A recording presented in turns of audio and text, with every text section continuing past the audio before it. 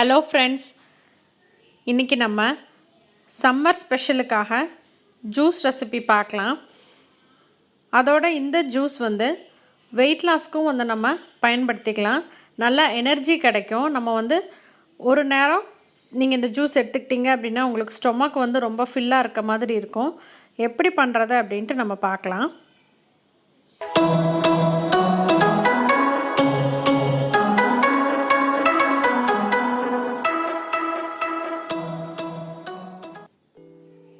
நான் இன்றைக்கி 3 பழங்கள் இதுக்கு யூஸ் பண்ணியிருக்கேன். ஸ்ட்ராபெரி, ஆரஞ்சு, அதுக்கப்புறமா க்ரீன் ஆப்பிள்.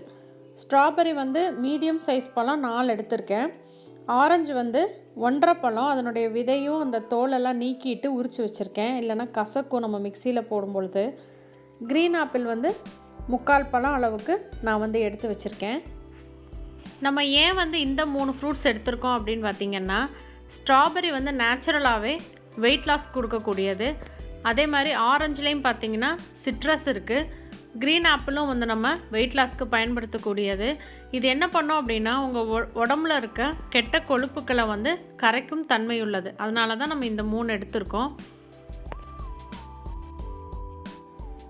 இப்போ இந்த 3 பழத்தையும் நம்ம மிக்ஸி ஜாருக்கு மாற்றிக்கலாம். உங்களுக்கு பெர்ரிஸ் சாப்பிட்டோம் அப்படின்னா ஃபுட்டு நமக்கு அதிகமாக எடுத்துக்கக்கூடிய அந்த தன்மையை குறைக்கும். அதனால் நம்ம டயட் பண்ணும் பொழுது எடுத்துக்கலாம். இது உங்களுக்கு விட்டமின் சி இது எல்லாத்துலேயுமே இருக்குது.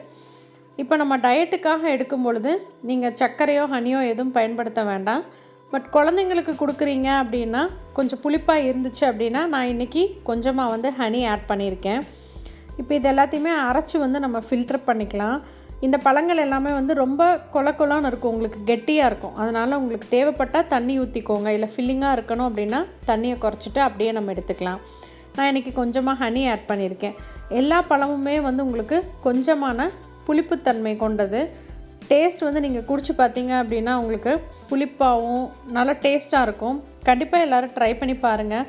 நம்ம ஒரு மீலுக்கு ஆப்ஷனலாக இந்த ஜூஸை குடிக்கலாம். கண்டிப்பாக இந்த சம்மருக்கு இந்த ஜூஸ் ரெசிப்பியை ட்ரை பண்ணி பாருங்கள். எப்படி இருந்துச்சு அப்படின்னு எங்களுக்கு கமெண்ட் பண்ணுங்கள், லைக் பண்ணுங்கள், மறக்காமல் எங்கள் சேனலை சப்ஸ்கிரைப் பண்ணுங்கள்.